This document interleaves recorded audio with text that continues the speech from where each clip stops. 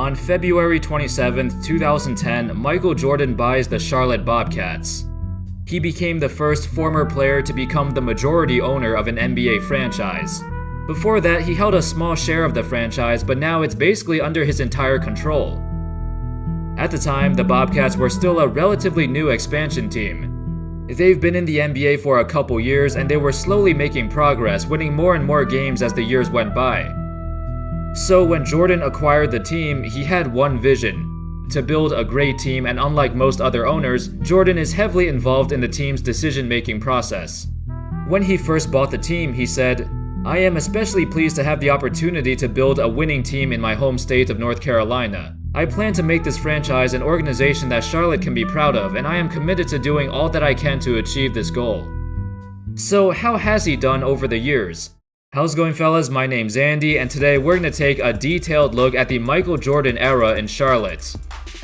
But before we start, I'd like to give a shout out to my sponsor, SeatGeek. SeatGeek is an app that aggregates ticket prices from all over the web to help you find the best deals for games, concerts, Broadway shows, and other events. The prices marked in green are good, while the ones in red are bad. I've used the app to buy tickets before, and the process was very smooth. The app is very easy to use, and you can also see the view from your seats before you buy your tickets, which is my favorite feature. Use my promo code ANDY at checkout to get $20 off your first order. Thank you to SeatGeek for sponsoring this video. Alright, let's get started. Before Jordan became the owner of the team, from 2006 to 2010, he held a minor share of the team. During that time, he also served as the team's president of basketball operations. Now, to give him credits, in that time span, the Bobcats made significant progress on their team. Most expansion teams struggle for years before they can settle in, but the Bobcats were already on their way to making the playoffs. However, the first bad decision happened in the summer of 2006. With the third overall pick, the Bobcats drafted Adam Morrison, a junior from Gonzaga University who had an amazing college career but turned out to be a bust. While most people blame Jordan for picking him, it wasn't actually his decision. According to a former Bobcats executive, Jordan did not want Morrison. It was former GM Bernie Bickerstaff Sr. who wanted him.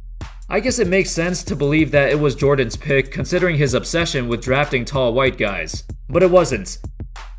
Anyway, from 2007 to 2009, the Bobcats would aggressively build their team, with a bunch of high-risk trades that, in the short term, they actually worked out okay.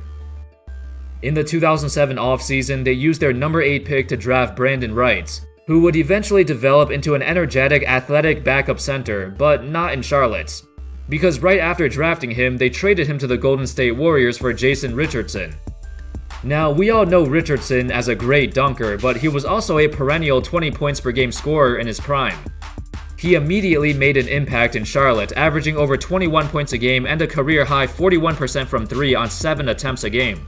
He actually led the entire league in three-point field goals made for that season. Unfortunately, he would only stay in Charlotte for barely more than one season. The Bobcats were a bottom 10 defensive team in the league, and they wanted to resolve that. So they traded Richardson to Phoenix for Boris Diaw and Raja Bell. Initially, this trade worked out well. The Bobcats improved from 20th in defensive efficiency to 7th. But as the years went by, Boris Diaw would stop caring and started to gain a lot of weight because he didn't want to play in Charlotte.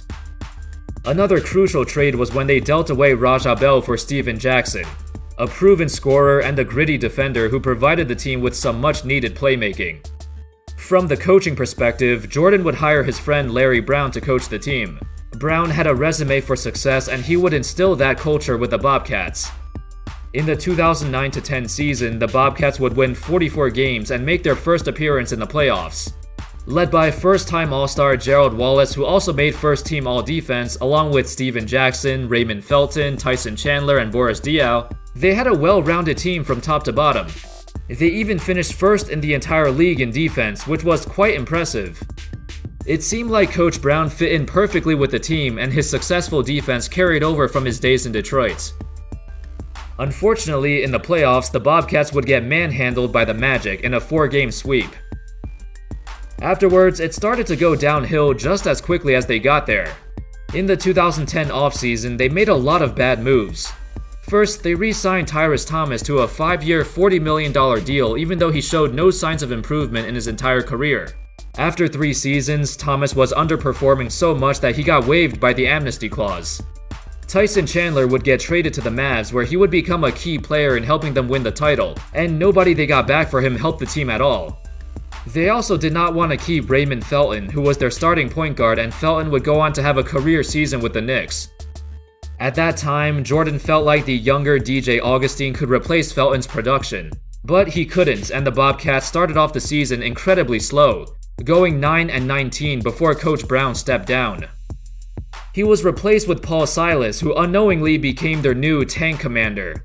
Luckily, during these tanking seasons, they were able to grab Kemba Walker in the 2011 draft. Out of every other lottery pick Charlotte has had under Michael Jordan, Kemba would be the only player to eventually develop into an all-star. So he was a bright spot in all this misery, the only bright spot in the entire franchise. During this time, they made some horrific trades. In 2011, they traded away their franchise player Gerald Wallace for peanuts. Then in the summer, they actually made a great draft pick. When they got the 19th pick from the Gerald Wallace trade, they used it to draft Tobias Harris, who would go on to become a great player. Except, the Bobcats traded Tobias, along with their second best player Steven Jackson, to the Milwaukee Bucks for Corey Maggette, who would play only 32 games in Charlotte and then retire a year later. As expected, the next 2 seasons were filled with disappointments, a lot of injuries, a lot of players not caring. All of this would lead to the most infamous season ever. The 2011-12 lockout season, where the Bobcats finished with an abysmal 7-59 record, the worst winning percentage in NBA history. To rub salt on their wounds, after the worst season ever, they didn't even get the number 1 pick. That pick went to New Orleans, who used it to draft Anthony Davis. The Bobcats ended up with a number 2 pick and took Michael Kidd-Gilchrist. He's still a good role player, but they expected more from him. Another abysmal season saw the Bobcats wind up with the 2nd worst record in the league, but they only managed to get the 4th overall pick, where they took Cody Zeller.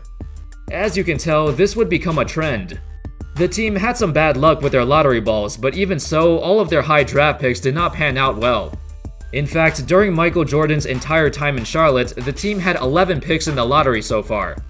Only 1 out of those 11 picks, which was Kemba, developed into an all-star. Those are some really bad odds.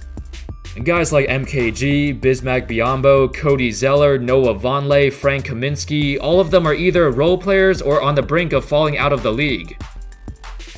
By 2013, Jordan started to rebrand the team. First, he requested to change their name from the Bobcats to the Hornets.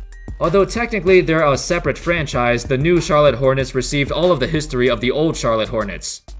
This was a step in a different direction, signaling the start of a new era, and everything started to finally come together. He hired new management, a new GM, new coaches, new everything. The team made some great signings, acquiring Al Jefferson, who would immediately lead the team back into the playoffs. Over the years, they would make the playoffs again in 2016, led by Kemba Walker. They started to rebuild their team the right way, signing quality veterans and role players to surround their star. Some of them didn't work out, but most of them did. The team won 48 games in the 2015-16 season, the most games they've ever won during Michael Jordan's ownership. Unfortunately, the Hornets would fall to the Miami Heat again in a tight 7-game series. Afterwards, while the future was looking bright for once, it actually wasn't. In the same offseason, they lost some key players and their team fell off. Nowadays, they're in an awkward salary situation. It's mainly because of Nick Batum and Cody Zeller's ridiculous long-term contracts. Marvin Williams and Bismack Biyombo both have player options that they're definitely gonna take, which puts them into an even bigger bind. Over the last couple years, they tried to make some trades to hopefully get something going, but the Hornets still remained as a mediocre team.